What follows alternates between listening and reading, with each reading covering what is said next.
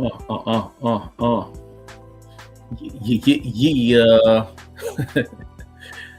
Nah, man, we about to get started, man. Y'all ready? All right.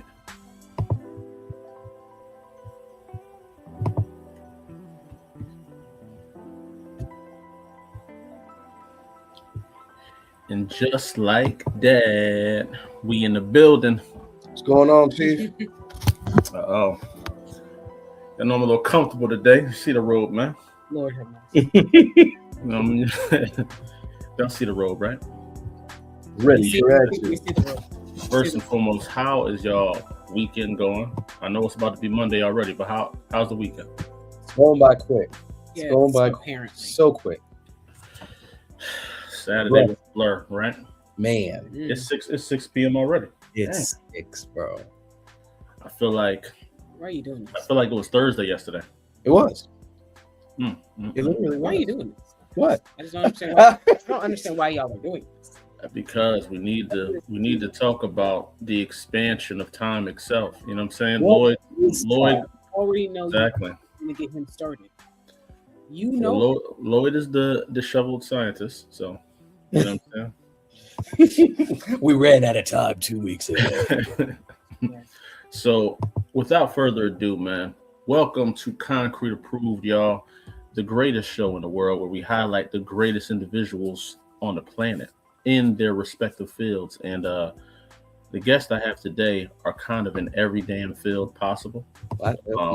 So so it's kind of hard to shout out every one of them, but just to name a few of them: comic booking, writing, film, acting, gaming. Lloyd's a potter. Tosh does improv dancing. You know what I'm saying? Miming. You know what I'm saying? watching, yeah. But yeah, you know what I'm saying. But no, man. With all jokes aside, you guys are the first family of comics in general, man. So shout out to Midnight Comics. How y'all doing? It just said. Sir. So quick introductions, man. Lloyd, who are you? Where you from?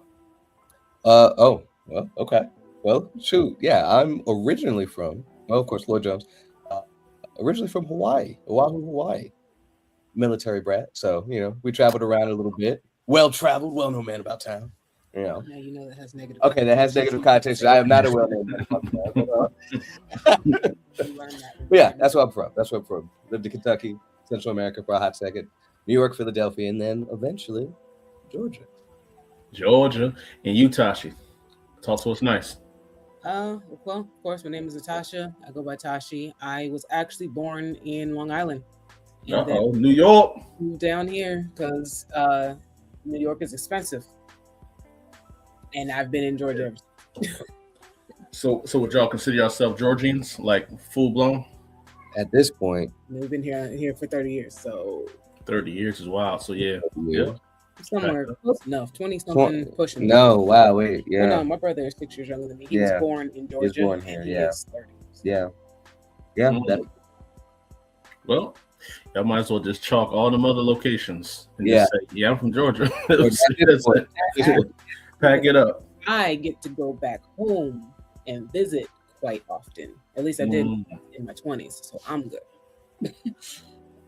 All right. No, that's dope, man. That's really interesting. I guess I want to ask how much of y'all upbringing exists in like who you are right now. As far as, because y'all are well traveled. Yeah. How much does that play a part in to who you are and your creative vision? That's heavy. For me, a lot, because I was born in New York, but my grandparents are from the Caribbean. And I spent a lot of time with my grandparents growing up. I've been to both islands in which my grandparents come from, because one is from Barbados, the other is from Antigua. I've been there. I spend a lot of time with my family. I talk to my family, so culture is very important to me. So I try to put some of that culture in my stories when I write them. That's dope. No, I think I have plenty. I feel all over the place all the time, just like how we traveled, right? Anytime we're working on something, it's like, oh, let's do this, oh, let's do that, da, da, da, da. And so in regards to where I pull from in regards to stories and stuff, you can see vast differences in, the Last Day Soul, Unbeloved, you're like, this is completely different voices, completely different feelings and stuff like that. And I think that comes with the culture shock from all the different places we live. I think I failed to say that I lived in Kentucky for a while. You said Kentucky. Did I say Kentucky, man? I thought I said Central America, but yeah. So the vast just going from Kentucky to Central America, just again the culture shock, and I think that translates in my writing and the different themes that I pull from. Yeah. For those of you listening to Lloyd's story, he might be a drug mule. Watch yourself. Stupid. They were saying from Central America, Kentucky to Northeast. I don't know, Lloyd. He's like, you're not going to put the allegations here, sir. Somebody might got to do some investigations, man. But so we're about to get heavy with it, then, man. Okay. So let's talk about Midnight Comics. Let's talk about the origin story of Midnight Comics and how you guys came to be. You want this one this time? So, as I guess some people know, we are huge anime watchers, manga readers, all the stuff. We finished Naruto and we looked at each other and was like, that didn't make no sense. Madara should have won. Kaguya wasn't even needed. Mm-hmm. And we're tired of mainstream creators being afraid to pull the plug. Let the good guys lose. Let people die. All those kinds of things. Where are the stakes? Where are the risks? Right. So we said, you know what? I said, you know what? We can make those stories that aren't afraid of those risks, that aren't afraid to take those chances, because we want to see them more often. Mm-hmm. And so then after a year of, come on, we should do it. Come on, we should do it. I finally dragged this one along for the ride, and he agreed that we should do it. And then we started writing our own stories and creating our stuff, and then Midnight Comics came to be. No, that's dope. That's dope. So let's go back a little bit before that, right? Before you guys had the idea of Midnight Comics, where were you separately, and how did y'all come together? So we had a tendency to do how we would have done it, what ifs. Okay, I had a tendency of doing what ifs and how we would have done it and stuff like that. So when we started to do that with the Naruto situation, again, we had already written fanfics. So I wrote, we wrote fanfics. I do have fanfics. That was a lie. We've been, to answer the question, we've been storytellers forever and a day. Tasha with poetry, writing scripts and stories and stuff like that. I used to want to get into game art and design. I was inspired by two things: Star Fox 64 and Metal Gear Solid 1. The stories in there, absolutely fantastic. So part of the origin story, I would be remiss if I did not bring up the pandemic. This lovely choose your own adventure story, written in video game form and in novel form, was probably the first story that was truly completed. Shouts out to Kurt Reynolds. We worked on this together back in from between 05 to 08. We wrote that entire script story. It was a choose your own adventure game in the style of Heavy Rain, Detroit Become Human, before those games ever dropped. And so we just been storytellers forever today, man. And so it got to a point of, again, what Tasha was saying a little while ago, we keep doing it for everybody else's stuff. Why not do our own? And obviously there was fear, worried, all this other stuff, mostly from my end of, well, how did we get started? How do we build? But here we are. So Sir, you misread it. Thinking I was afraid. I just didn't care. That's valid. So that's part of the origin story. Did you guys know you were gonna become this, like what you are right now? Like, what was the vision of, like, from thought when y'all was just like, yo, let's just make our own comic book? Was there a thought that it was gonna become what you guys are right now? Okay, well, then I go first. Then I guess. Ladies first. Ladies first. I really just thought we was gonna write stories and share them. It's like, okay, we're gonna write stories, and here you guys go. Do you want to read them? Right. We didn't like them. Cool. Yeah, there was a part of us that was just kind of, and shouts out to James. Like, there was moments, right, where it's just like, even when the Unbeloved, which was the first book that actually got completed, it was just like, all right, we did it, and at least we could say we did it, right? Or at the time when I was kind of venting and worried that whether or not it was going to work out or not, It was just like, well, at least I did it for me, right? If nobody else reads it, we had a thought, made it real. Some people checked it out. Mission accomplished. We did it, right? And I think part of the pessimism that you'll especially for me, that you'll see from time to time, where it's like, I don't know, I am the optimist, yeah, sure. But there's moments I have, and then I'm sure you can attest to this through some of our conversations offline, where it's just like, is it going to work out? I think it comes from the fact that this is one of the first things, from our passion, if you would, that we actually did and went the distance with, right? We've run into inconvenience in the past, or people didn't believe us in the past. One way or another, we veered off of the goal, what we wanted to do. I wanted to go to game art and design, but ITT Tech said, oh, we're scam artists, so it's like, you're not going to be able to finish school now, right? And so doing this initially was just like, it's great, but it never works out for us. So for us to stay the course, to meet people like y'all, that's just like, no, you guys got this. Here's what we did, right? And to have those helping hands, and to have the community that we've met throughout the process, to get to this point is just kind of eye-opening and stuff like that. So no, we didn't at first, definitely. So I guess we are aligned in that. We just thought we was going to make some books, say that we did it, and say, all right, this was fun, y'all. We out, And so the turn of this is, man. So what made you guys think of the business structure? Like, why the name Midnightcomics? Oh, I like this one. You came up with it. Yeah. So several things, right? Again, like Tasha said, it was about those risks, the stakes, and all this other stuff. And so two things we thought about: the doomsday clock, right? X amount of minutes from midnight, right before the end of the world. We wanted to talk about. There's obviously we wanted to tell mostly Black stories. There's a gentleman, real cool guy that we went to school with. His nickname was Midnight, right? And so in my head, I'm just like, yeah, like Blackness, awesomeness, right? Midnight, right? We're gonna tell Black stories, so on and so forth. And nobody said it to him in a negative connotation. It was just, he was cool. He was just as dark as midnight, right? And so it was just really cool in that regard. But in regards to the logo, diving into that, of course, we have this blood moon situation, and there's biblical relevance to it. But the reason why we did that is because although, things are going to seem bleak, things are dark, things are going to be grim, there's still light, right? Which means there is still hope, right? And so although that blood moon looks ominous and stuff like that, the fact that we're seeing that eclipse, the fact that we're seeing that happen, there is hope, and hence the characters that we're showcasing. And although maybe they'll fail from time to time, they still will find a way to prevail in the end. So that's dope, man. That's super dope. All right, so Tasha, I got you with this one, man. Why comics? Out of all the mediums out there, right? There's, all the things that you do. Why is comics the number one, the main focus right now? And why do you think it's been the best to get your message out there? People keep asking me this question lately. I think originally I went with comics because I knew that Lloyd would prefer comics.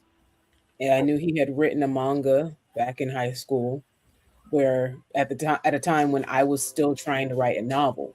And I have started several novels, and I've never finished a single one. Mm-hmm. But I have written plays. And so I was like, you know what? Comic thing, this seems like it would actually be kind of fun to try it out anyway. You're already going to be trying it. I'll try it too. And, a year in, I'm like, okay, this is fun. 2 years in, I'm like, this is really fun.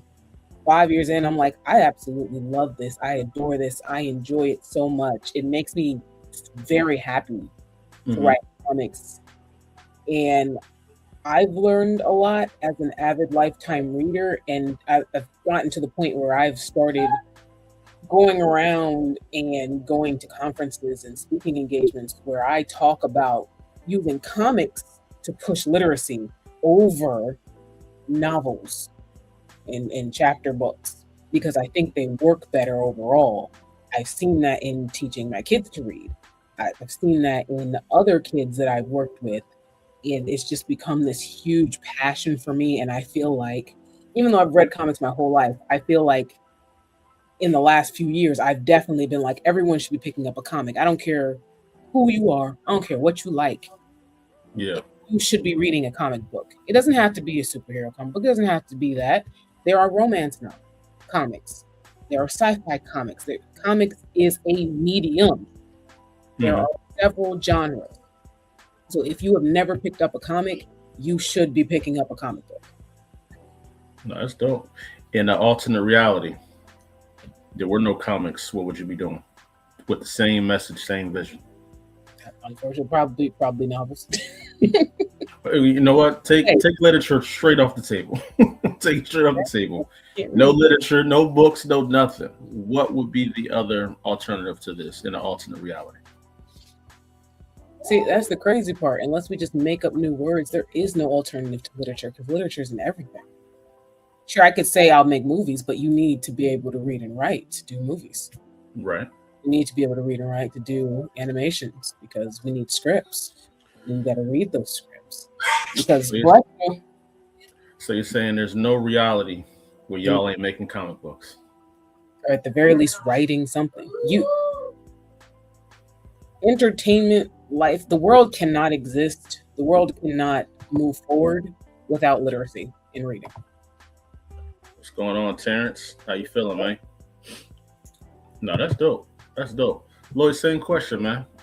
In an alternate reality, and comic books weren't on the table, what would you be doing to get your mission out there? Oh man, at the end of the day, we're storytellers at heart. I think I would have tried to figure out gaming. I would have to try to figure that out. Again, because that was the initial passion. I knew how I felt playing Star Fox 64, playing Metal Gear Solid, how deep the storytelling was. Again, that emotional experience through it all, right? And so, yeah, I would still try to find a means of storytelling through video game design. And that's why I think I did pick acting because it's like, I mean, I do still do it already, but comics would just be more of it. Gotcha. Yeah. How did you guys feel holding your very first comic book? Man, there was a joy. Because again, this was the first anything for real that, hey, it was idea. Like, sure, we wrote The Pandemic, right? But like, it was supposed to be a game, so it never came out. We wrote it in novel form, but we never officially published it, right? So we finished projects before, but to now and got it copywritten, still have the original copyright document, everything, but never published it, right? So to have that book, open it up and know, right? Because at that point we had our fledgling website at the time, and the intent was there, and it was just like, this is real, and we're actually about to do this now. Holy crap, man. We were just recently in preparation for this Kickstarter, going back and looking through those, and it was just such a it's like opening a time capsule, just looking at the joy, and we tried to tell our interns, it's like, don't lose that, because it's like, there was a small point in time where it was just like, all right, that next book's out, great, all right, we're gonna get to the next one. No, pause, like, wait a moment. Like, you made something from an untangible idea to an actual physical thing, and man, I tell you, I could not stop cheesing. There's pictures somewhere. Well, there's pictures plenty of places. There's pictures of just this wide-eyed, just rose-colored glasses, just joy. Like, wow, like, we did this. Like, it's real. It happened. There's nothing else to wait on. We just got to give it to the people now. And so it was just absolutely amazing. Tosh, so we talked about the good, right, of getting into comics. What is the bad? What were some of the hardest times of getting into the comic book game? So, of course, comics is a straight white male industry. Mm-hmm. It has been. Hopefully, won't always be. So, first off, coming in as Black people, even though there are plenty of us, people just don't see it. Is complicated. It's like, oh, you want to tell Black stories? Well, that's stupid. You're racist. This and that. It's like, what? That doesn't make sense. You guys leave us out of everything. We just want to make our own space. And then coming in as a Black woman, and dealing with the offhanded misogyny that comes with that, Sometimes it's direct, sometimes it's not. Comments being overlooked just because you're a woman, all of those things are rough.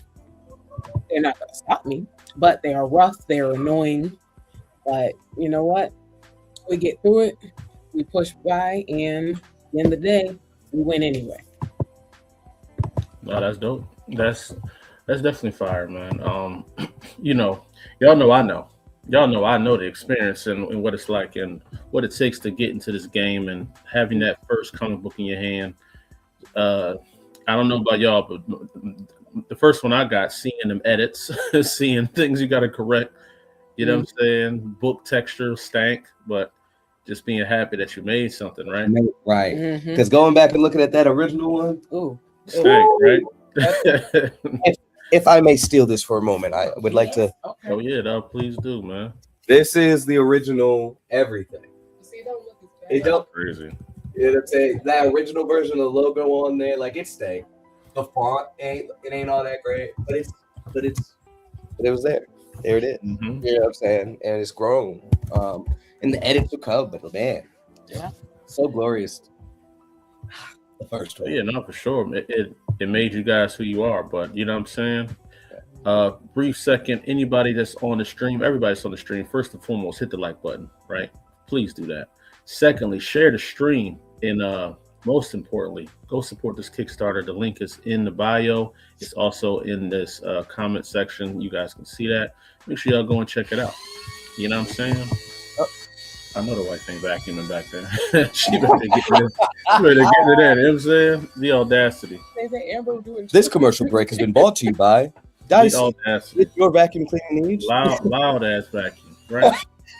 So let's I'm gonna mute my mic real quick so I can go ahead and laugh. But I want to ask you guys a question, man. What makes you different from other publishers? Okay. You want to hold on one second, because I'll be right back. Okay, you go first. Oh, did he want us to do that while he was gone? Yeah, that's what he was saying. I think. So to start off, obviously this is a husband-wife duo, so I think the direction that we take, in regards to the story, the ideas that we're able to bounce off each other is one of the things that sets us apart. But I think, again, how do I want to say this concisely? One of the things that sets us apart for sure is, again, that idea that we want to take risks, right? A lot of the stories that we started off with weren't superhero stories. They were, these post-apocalyptic situations where at any given moment, the character that you're following could perish. The villain can win. And we're not afraid of that, right? Because there is legacy with the characters, right? One example that we bring up all the time is, hey, Batman, there's a universe where Batman died, right? In that universe where Huntress was his daughter and Robin obviously was still just Dick Grayson, and they were the dynamic duo. And he's like, oh, Gotham needs a Batman. And Huntress says, no, Batman's gone. There was only one Batman, and he's gone. We're the legacy, right? And so to be able to tell stories where we're not afraid of letting the story move on, right? And again, and not we just in legacy, but also in death, in loss. And so there is going to be a progression of time. There's going to be, some unexpected changes throughout the course of these stories and stuff like that. Our entire universe does not hinge on a single character. And so I think that's one of the things, we've, through our time, we've seen people just, everything is on, All Might, right? And then it becomes All Might Comics, and it's just this one character, central person. Like nothing moves without that character. And one of the things that we want to do is make sure that, and when he says other publishers, I'm also thinking about DC and Marvel in this as well. Right. But the idea is, can every story be, hey, this is Midnight Comics Trinity? We let you guys decide, right? Who the Trinity is, which one's trending, the most popular character, Soul and the Greatest, the most popular characters for now, right? But the same love and same attention is going to be put in each one of these characters to where ideally each separate story can be That's Midnight Comics. That's the identity. That's this. It doesn't just hinge on one thing. And so again, variety of stories, and the amount of love and support that we put into each one of these stories. I think that's one of the things that sets us apart. But lastly, and I'll pass on to Tasha here. I think the routes that we go in regards to our storytelling sets us apart. For sake of conversation, our story Sundown, we're role playing the story, right? And we're leaving it up to random chance, right? Like obviously we're acting out and stuff like that. We're playing it in a D&D style situation.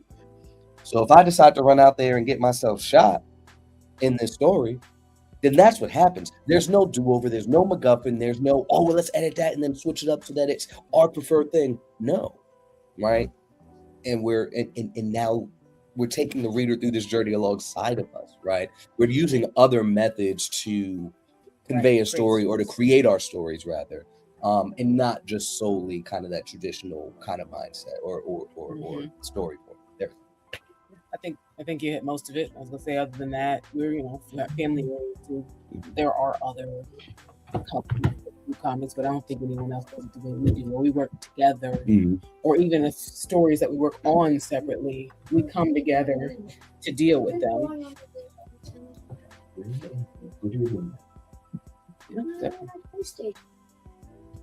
One more.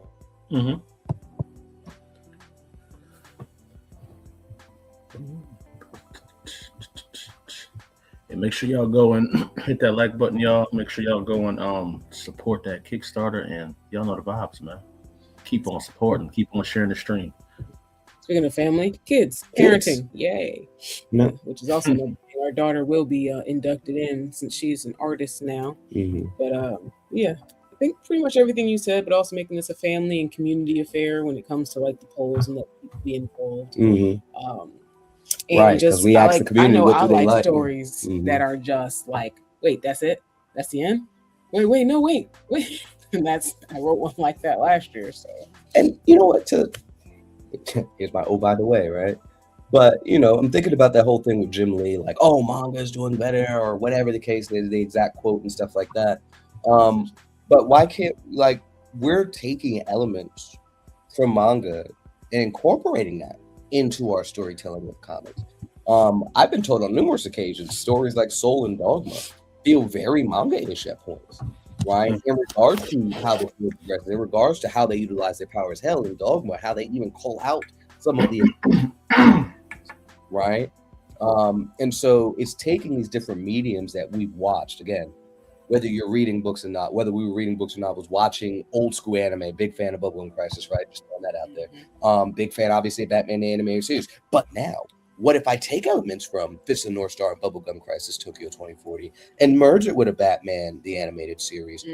All of my favorite portions of both into one thing. That's quite the unique setup. That's quite the unique kind of references, if you would, in regards to stories and stuff like that. And again, two completely different mediums, but storytelling at the end of the day. And so, again, taking these different inspirations and stuff like that and saying, because a lot of time what we do is, what would we do in this situation? What would somebody that we know with this personality type do in this situation? Or sometimes just, what would happen if that character didn't have that thing right there? Right. And it leads to a new story idea. And it leads to a whole other story idea. But that goes back to our mindset of what we were doing before.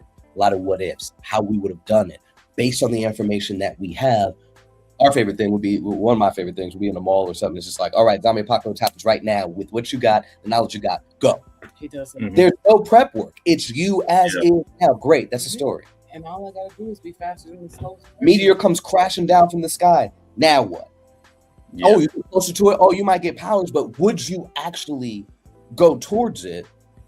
What is your first move? And so again, kind of just taking these smaller concepts, these smaller ideas of just what if, and then expanding on it, and then throwing a wrench in each other's idea, right? Okay, same example with the meteor crashing down, but guess what? You also got water powers. Now what? How does that change anything? Do you go and try to save the day, or are you still, as that person, scared to right? So on and so forth. So again, just taking those fun what ifs, how we would have done it, so on and so forth. I think. So you guys are risk takers when it comes to writing. Y'all don't really limit yourself. Y'all just shoot for the stars and shoot beyond that, which is also cool. And I think that's the message for a lot of people that are listening. Don't limit yourself. Like it's okay to be a box, but your box can be the universe. You know, Right. it Exactly. don't gotta be a little Amazon box. You know what I'm saying? It can be At as all. big. Box can be as big as you need it to be, but a box is good because it gives you rules, gives you reference, preference, all the above. You know what I'm saying? And not Especially everybody in can write. storytelling. And we're not writing for a single person, right? Like we know everybody's not going to mess with the superhero joint or the sci-fi joint. It's just a story that we want to see, that we saw that there was a void, that again, we talk anime or Dragon Ball especially all the time. Like, hey, obviously there's so many things that I think can be fixed. Okay, great. Well, write a story then. That's dope. That's dope.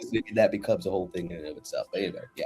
So there's a question in the comments. Tash, I want to know what you think about it. How often do y'all experience writer's block? If so, how do y'all deal with it?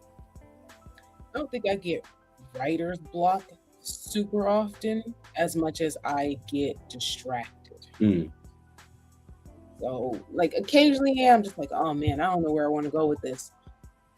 And so I just go out and I take a break. I get some inspiration. I read, I watch stuff, and eventually something will click. But I think a lot of the time I'm more stuck because I'm not focused. I have ADHD, so I'm all over the place all the time. Y'all see a very, very reserved and focused version of me where I'm focused on the task. I don't see, I mean, you have, obviously. You've seen inside the home, but like most the rest of everybody sees me in focus mode. They don't see how my brain is all over the place, and on times I just can't focus. And again, I do the same thing. I just do something else. Yeah.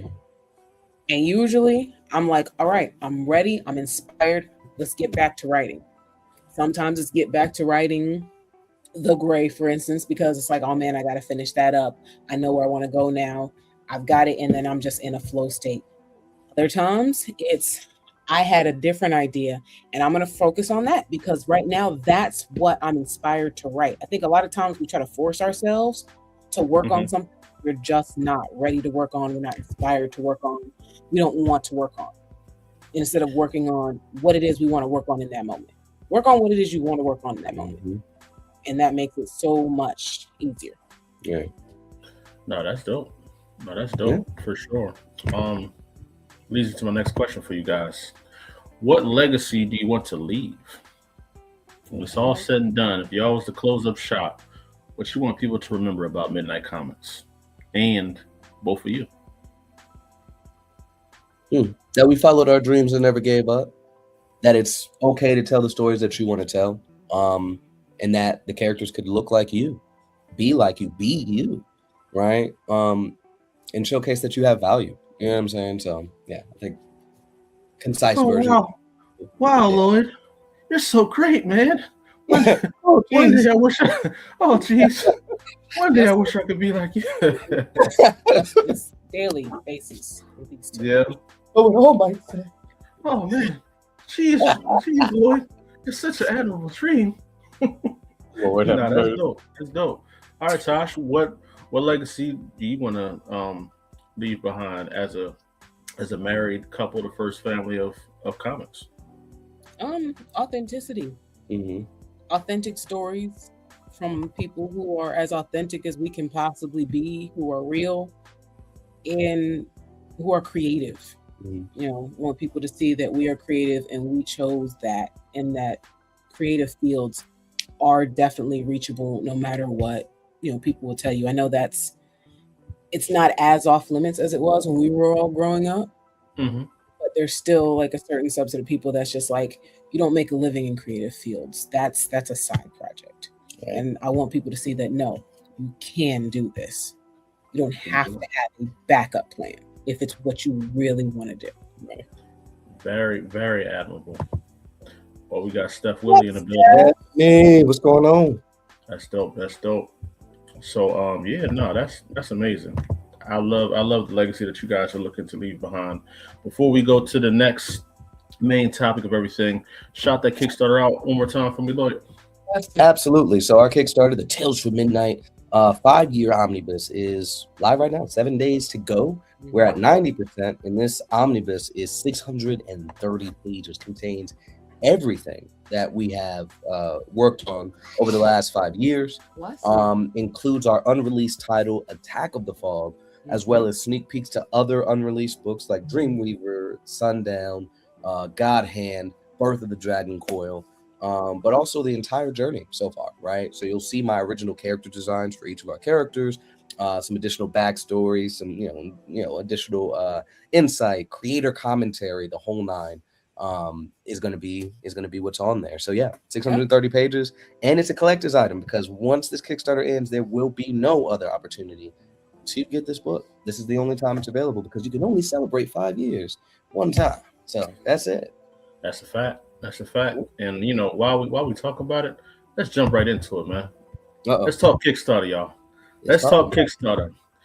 We sitting just up under that goal, man. What's going on? Man, so Talk close. to me nice.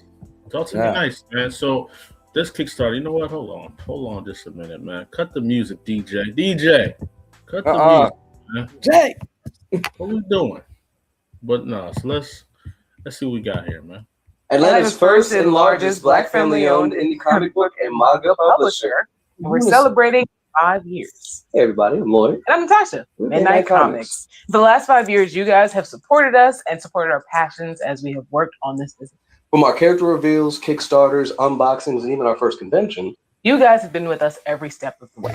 And now we would like to move forward as we celebrate 5 years. Right. And with that, we're putting it all together into the culmination that is the Tales from Midnight Omnibus. So hopefully you guys can support this and support us as we continue on from what we already started, which is trying to tell more imaginative stories that are willing to take stakes, but also feature Black characters. Right. So help us propel ourselves into the next 5 years with this Tales from Midnight Omnibus. And remember, until next time, Midnight is coming. Yeah. Yay! Yeah. Yay! All right, DJ, I need the music back, DJ. There we go. Here we go. We're partnering with Otaku Noir for those mystery boxes. So they'll be the ones that provide that, whether it's mugs, shirts, bookmarks, the whole nine. Each box has something different. There's 4 boxes to choose from. The choices will be available during the survey at the end, or you can pick all 4 of them. But then lastly, we do have trading cards as well. That is an option on the Kickstarter as well. So yeah. So for those that don't know who you guys are and they just stumble upon this Kickstarter, why should they support it? If they want to see, again, if they want to continue to see new stories, fresh stories, Black stories, again, like Tasha said, that's not afraid to take risks, have stakes, something that's different from the norm. That's definitely what we want to check out. And we made sure to create different tiers for people that are like, I don't know about that $150 book. I haven't. I'm trying something new. We have a $30 tier that is our trade. That gives you those first issues of each story, right? So we kind of get a feel for what Midnight Comics has to offer. Again, whether it's sci-fi, superhero, supernatural, we have it all, right? And I think, again, going back to what we said earlier, to be able to provide a little bit of everything for anybody that's out there, whatever the genre, we're kind of tapping into every bit of that. So again, if you're looking for something new, the Tales from Midnight is our anthology series. So what other company is giving you that initial look right out the gate for you to decide what it is that you want, and is listening to you to figure out which thing you should continue with first. So we have those options on there. The $30 one for the digital. We have a $60 that's also there's a physical version of that trade. Before then we move up to the one with the mystery box and the cards, of course, until we get to the omnibus. For you to be like, you know what, I want to go all in with what they have to offer. So yeah, no, some great tiers on here. I mean, we got the digital for $30, where you get everything, right? 100+ pages of Midnight Comics PDF. Comes with a digital wallpaper. Yeah, very, very, very sexy, John. Thank you. I feel for y'all when y'all got to put that all together, though. But you know what I'm saying? I feel for y'all. It was it's already together. Yeah, Lloyd spent the last. Oh yeah. Together. Yeah. 5 years putting that John all together. So yeah, there's probably like a tweak here or there left. But it's done. It's done.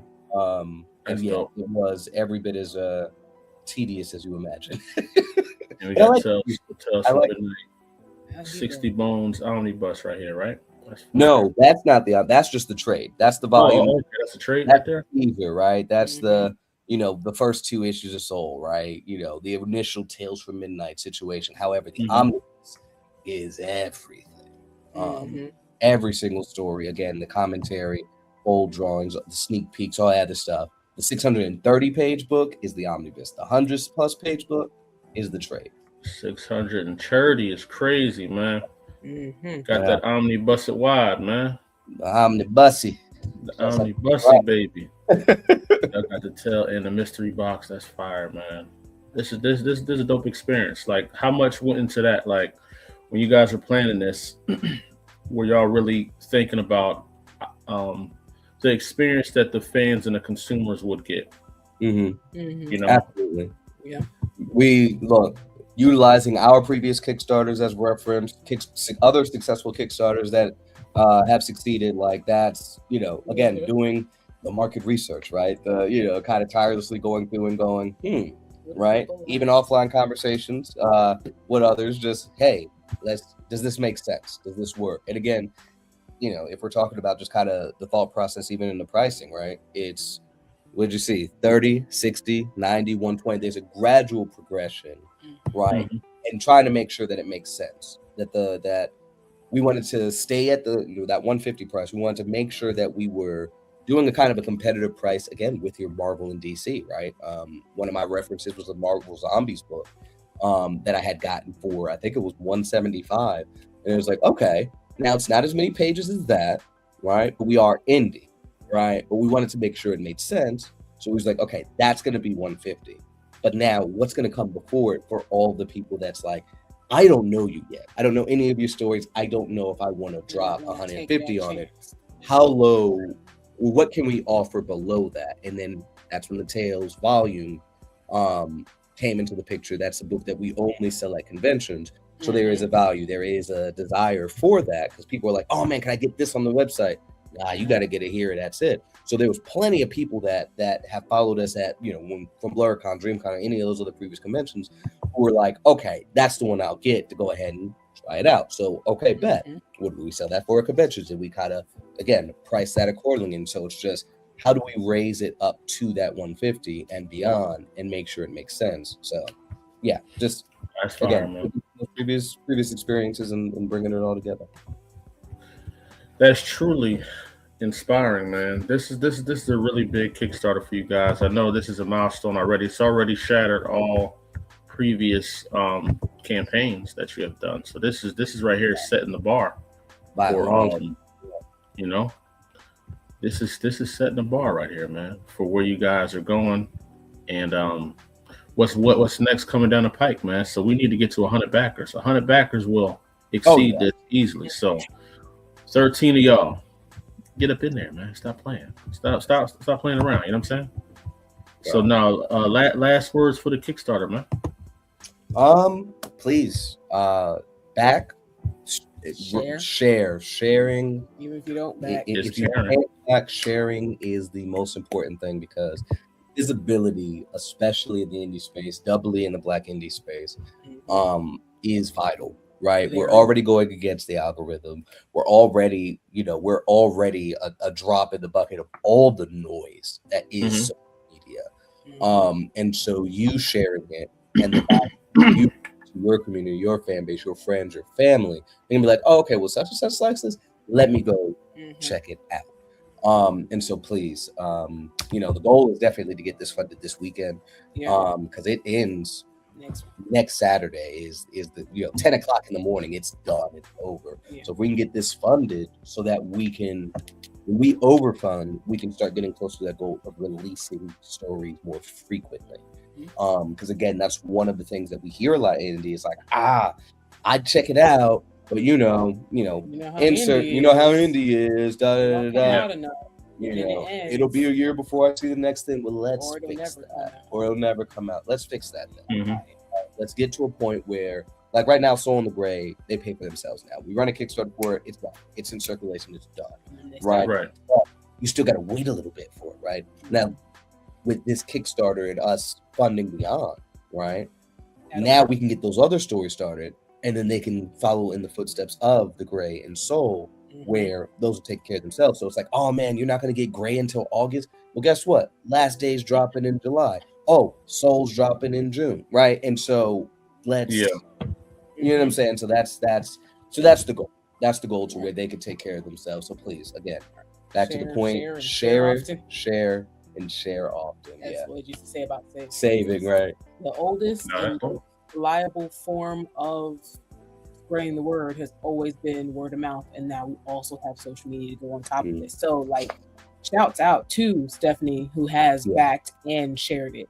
Shouts out to Ernie Boy Without Fear, who has backed and shared several times. Shouts out to Liz, Anime Inc. Art, who's made several videos. Captain Diesel, who's made several videos. Like that, what they're doing is literally exactly what we're talking about, what we're looking for, what we're asking for.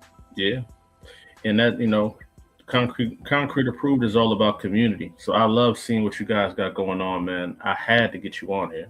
Appreciate you know, it wouldn't have been right. I would have had y'all ass on every week, but you know, Tom was kicking our ass. A lot going on. Tom was whooping our ass. You know what I'm saying? But this is definitely amazing. My last minute prediction of this Kickstarter is y'all gonna reach about 15K, man. You know what I'm saying? Okay. Y'all got what, like 6 days left for that? So that's light work, man. All we need at that rate, we need about 75 more backers. So we can get 75 more backers on this campaign. We should be well over 15 for sure. Easy. And that would be amazing, man. So I'm putting that into the universe, 15 plus. That's what I'm looking for. That's what I'm shooting for you guys. You know what I'm saying? 15 plus. And I think it's gonna be amazing, man. But without further ado, y'all know y'all made it to my favorite section, right? Oh boy. What you got? Top 3 is on the way, man. Top 3s. Let's get it. I promise the followers, I'm gonna have a little top 3 animation soon, some all that weird stuff. But right now it's just me saying it, y'all. You know what I mean? It's just me. So both y'all have to answer too. Like y'all can't be like no Unimind, okay? It's both of y'all. Okay. All right. So let's go, man. First top 3. Top 3 airplane movies. That means a movie consisting of anything involving an airplane. Okay. Airplane. Snakes on a plane. No, that's why I said it first. I was about to say it. I said it first. Yeah. Airplane. Okay. Snakes on a plane, slow plane. 2 more left for both of y'all. I said Airplane. Airplane is a comedy movie from like the 80s. Okay. I like that. I have it on DVD. Like, so you got Soul Plane and Airplane. Lloyd got Snakes on the Plane, right? Mm-hmm. Come on, Lloyd. I need you in the cloth, man. It's 2-1 right now. This is like your thing. Oh my gosh. Airplane movies. Hold on. Ones that take place completely on an airplane, or the inciting incident is on an airplane. It's just the plane is one of the main plots. What's the called? Nicolas Cage. There we go. I was hoping someone said On Air. Damn. Okay. Yeah, that's a good one. Damn. I was definitely about to pull y'all card if y'all ain't say Con Air, man. Oh man. What's the zombie joint that was on the plane? It's like a B movie. It's bad. It's just bad. That sounds like something you've seen that I didn't. Oh God, I think it was something corny like Zombies on the Plane. Hold on. Let me make sure. I don't want to give you the wrong name. Here we go, cheating. Here you go. No. I'm specifically looking up to see if it was literally called Zombies on a Plane. Snakes on the Plane, Passenger 57. Oh no, it was Flight. No, it's called Flight of the Living Dead. Good choice. Con Air, yes sir. Con Air is one of them. That's all I got off the dome. That's all you got. I can't even say that. And then there was that TV series. Oh. Was it The 100? What? It was the one where they were on the plane and then they disappeared for a little while and they came back years later. Was that The 100? Yeah, it might be The 100. No, I didn't like the other show that was practically the same show that everybody's watching recently, that your parents are watching. And it was just like, it's just that show all over again. So it's currently 2-2 right now. Come on, man. One movie each. I got nothing. I ain't gonna hold you. I ain't got nothing after that. Man, that's crazy. Okay. Ain't no Top Guns in here. Ain't none of that. I'm not a Top Gun guy. He's not a Top Gun. Oh, he's not. No. Well, when I was excited about seeing the last one, he was just like, No. I was like, oh, okay. No. Well, not bad then. No. Well, it's shit. Like there's Black Hawk Down, which is a kind of a helicopter. Military in general. Yeah. There's a lot out there, man. But you know what? The final Tuskegee fight was that Airmen, Broken Arrow. You know what I'm saying? Maybe if we're gonna count that, I mean at the Red Tails. Look, man, y'all got Red Tails out there. Y'all got. That's valid. No, we still never saw it. Right. Still never saw it. Black Card gotta be Okay, give us another top three. Come on, brother. That's Come All on. right, top three. I got y'all. I think this is right up y'all alley. Top three, and y'all can't have the same either. So Okay. top three. I'll go Tosh first. No, then not Lloyd. Lost. There was another joint. Yeah, no. There was another joint. If it was Lost, he'd have known. Bless you. No, not Lost though. All right. Top three worst fighting game characters. Tosh, you go first. And Lloyd, you shut your mouth, Lloyd. You shut your mouth. Oh, I got one right now, ready Worst. in the chamber. Top three worst fighting game characters from any genre. Call out the character and the genre. Okay. And you mean the game? Oh, the game specifically? Yeah, I mean the game. Mhm. Okay. Dang, I can't think of too many I don't like. Oh man, I'm ready. I'm ready. Okay, Lydia from Tekken. You know I play a lot of Tekken, but there's not a lot of characters in Tekken I don't like. I'm talking about like you just think they just trash, whether it be to play against or to play. Okay, I hated playing as Kratos in Mortal Kombat. So now that's because he's hard, but still bad for me. Okay. So we got Kratos. Most of the characters. And then I said Lydia from Tekken. It's gonna have to be a game that I don't play like that, which means I'm gonna have to really think. Because I play Tekken. I guess top three worst Tekken characters then. No. I already had one from Tekken. That's all I can do. All right. All right, go I'm ahead. ready. You can do two. Dan from Street Fighter, I forgot about Jack that. from Tekken, Mm. and freaking Maxie from Soul Calibur. Okay, no, I'm joking. Voldo though. No, she did. Ain't nobody like Freaky Voldo, man. That would be a Voldo, hero, don't he? fuck him up, bro. Freak ball. But Freak Jack ball. from Tekken, garbage, bro. Jax is definitely trash, but I will say Trash. that Boy Micro is a monster. Who? On Tekken. Our guy Micro, man. He's pretty nasty. He's pretty nasty with all characters, man. So that's Jack your regardless, though. okay. I think I was trying to think of Dan, and for the life of me, I kept wanting to say Paul instead. And I was like, no, not Paul. All right, I got one for y'all now. Last top three. Okay. And y'all can't have the same. Remember this. Top three indie comic moments. Ooh. When Children of Chaos came down to Acolyte. Okay. That's dope. Shout out to the plug. The one I want to say is in Soul, but it hasn't happened. It hasn't been released yet, so I can't do that. Drop it. Say it. No. Oh, no. Oh no. Too easy. Y'all gotta wait for Soul Issue 4. There's one in Bitterroot I want to say, but Lloyd hasn't read it yet. Spoil it for him. Just there's a part where stuff goes to hell just in Bitterroot. That's all I'm gonna say. That's dope. And then Are you done? yeah. Okay. Man, we have so many indie books. Picking the top three is hard.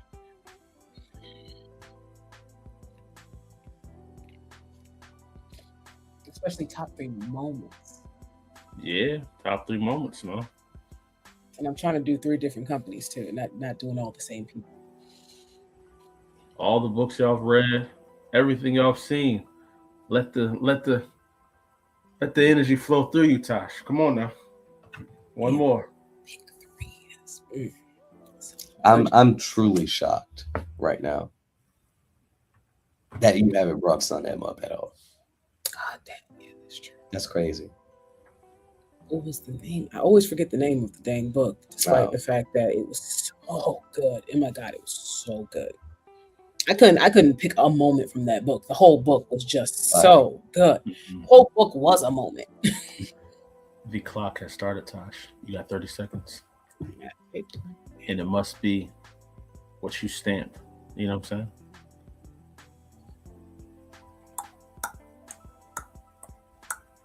saying? No pressure. Okay, I'm a cheat.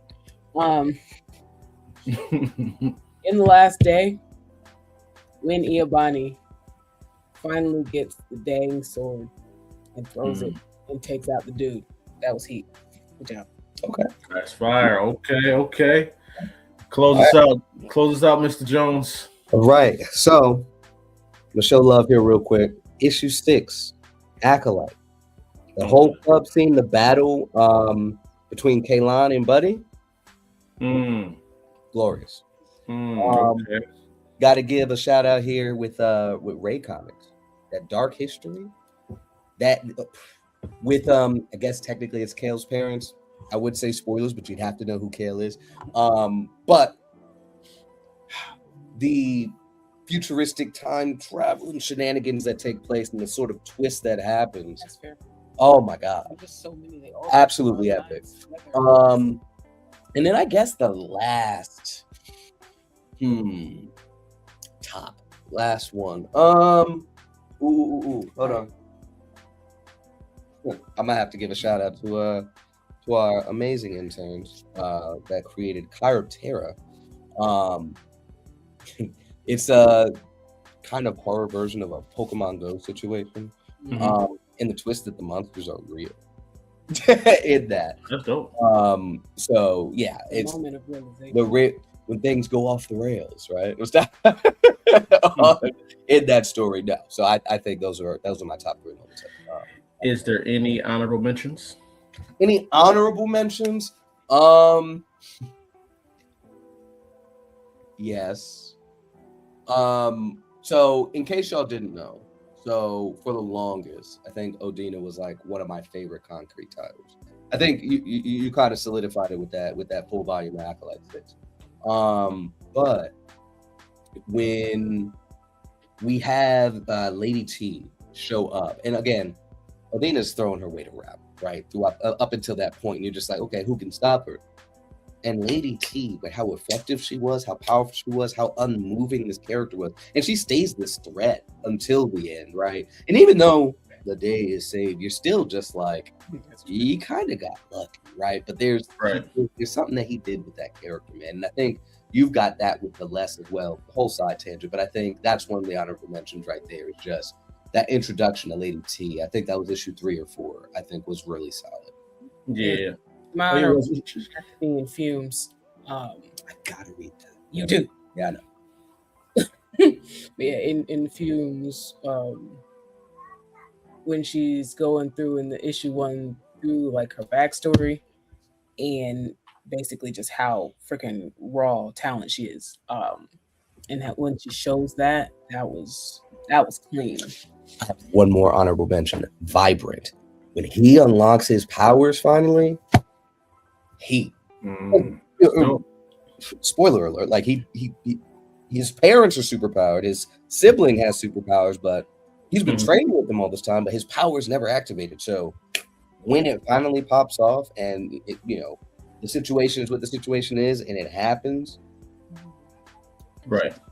Glorious. It's hard. These are all some glorious choices, y'all. Glorious recommendations for sure, man. And I hope people go check them out too. Hopefully, I can get them on the show as well. But no, I truly loved you guys' top indie comic moments. I don't think no one has ever asked that question to anybody, and it's dope that y'all were able to throw it out there because we got to get some more love for the indie stories. Like, there's some great stories out here, like full bodies of work, not just a character reveal. Most people just say a character reveal or costume, but to talk about a moment in the comics means that there's some actual story there that people can hang on to. You know what I'm saying? Exactly. So that's fire, man. That is super fire, bro. So we have rounded out to the last section of the show, which is message to your fans and supporters.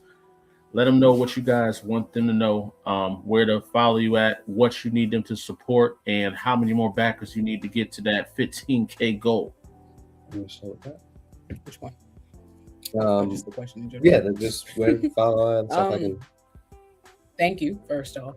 I think we always start off with that because it's the most important thing is to say thank you to the people who have done exactly what we've asked, who've supported, who've been there, who've been talking about it, who've been apparently speaking names in rooms that we didn't even know that people were speaking names in Right. from what we were told a few times over the last few weeks. But thank you for that. Of course, back the Kickstarter if you haven't already. If you back it, share it and tell people you backed it. If you can't back it, share it and tell people to back it. You can find us at midnightcomics.org, sign up for the mailing list and get a free digital book. You can also find us on our respective podcasts that we have. I have Melanin Minds, which follow on Instagram, Melanin Minds 24, same on YouTube, which is all about highlighting Black women in the comic book and manga space. He has Indie Breakdown, indiebreakdown.com, Indie Breakdown Versus on Facebook and Instagram, and a whole group. Yes. Okay. To answer the question, how many people we need? If 6 people get the omnibus, it is funded. It's done. Donezo. So we need 6 of y'all. We didn't get 12 of y'all, so we can get 15. We can get the right. All right. Exactly. So yeah. So there's that. And like Tasha said, please, midnightcomics.org, Midnight X Comics everywhere except for Facebook, YouTube is just Midnight Comics. And just to throw out that with the indie breakdown situation, like of course we needed to make sure that we do top 3 bonus. This is what we do. But a catalog is being built right now on the website from A to Z of indie publishers, because to Lonzo's point, it's more than character reveals, right? There's people out here that are telling full stories, not just hype moments, not just my character is better than yours and he can do X, Y, and Z. There's people writing real stories, unassisted by AI, unassisted by any of this other stuff. Creativity is out there. People that have a passion for writing, a passion for storytelling, that want to get their voice truly out there, they exist. And the problem is simply visibility. So if we can become a resource to showcase people that are in there, that Black indies especially exists, good stories within that exist, and they are readily available, and you ain't got to search far, go to indiebreakdown.com, click on that catalog section, 100. And we're adding more daily, right? Definitely taking it upon ourselves to do that, because if we know about it, then you definitely should, right? We don't gatekeep all the amazing creators and stuff out there because of the people that brought us in, that showed us the way. Shouts out to you, Lonzo. You were one of the first people, you know what I'm saying, too, when we were asking questions and new in the space. He was like, oh yeah, check this artist out, he's great. Oh yeah, take a look at these publishers over here, or learn from our mistakes. It's one of the things that you said to us, learn from our mistakes, so you ain't gotta, and we've taken that to heart ever since, right? And so again, let's continue to show that love and show true community. It's more than a product, right? In regards to building community, we need to be trying to provide resources for one another, and one of our core values, if you would, is to pull while we climb, right? Avoid all the broken rungs that we had to go through, all the mistakes that we had to make. Let's help you get to a better position so you can do better and be better than what we were, especially at those early stages. So anyway, soapbox stuff. And I also have a catalog of Black women creators on the Melanin Minds website. Just throwing it out there. Because you said it. There we go. So yeah. That's fire, y'all. Well, I want to say first and foremost, if ain't nobody tell y'all, I'm super proud of everything you guys have done. I've watched the journey. Y'all are some COVID babies. You know what I'm saying? COVID babies out here blossoming from the mask ons to the mask offs, you know? And y'all out here really just setting a nice trail for others to come from behind you guys, man. And y'all are always willing to reach back and help out others. So I definitely love that. I love how you guys lead with community. You know, y'all lead with family first. Y'all are a great example for, you know, married couples to link up and get it popping, man. Y'all are parents. Y'all do everything, man. So I just want to say I'm proud of everything that you guys have done and what you guys are becoming, because y'all ain't become what you're supposed to become yet. Y'all are on the way. But y'all are on that journey, man. And it's just been amazing to watch you guys. And Look at us now. Look at what we're doing. We all got shows, podcasts, highlighting each other. And the fact that we made these shows to highlight each other shows that we're looking to create the answers. When we saw the problems that there weren't enough places for us to get spotlight at. So we created those spotlights. And now we're giving that spotlight to well-deserving people, well-deserving books, well-deserving characters. And that is amazing, y'all. So thank you so much for coming on to the show. Thank you and showing that love, man. Make sure y'all go and support this Kickstarter. As you said, we only need 6 more backers to get to the 6 more backers at the omnibus level to get to this goal and well beyond. So bump that 6 up to 18 and we good. You know what I'm saying? I ain't gotta come and visit y'all. You know what I mean? but no, it's truly amazing, man. And I just want to say thank y'all. And stay tuned for the next Concrete Approved, guys. I got another guest coming on, a surprise guest. I'm going to start promoting that probably tomorrow and Monday to close out Women's History Month. Women's History Month has been fire, y'all, must I say. It has been truly fire. And I'm just excited to keep it going. You know what I'm saying? But with that being said, y'all know the vibes. Keep it concrete, Concrete Approved, Midnight Comics. We out of here.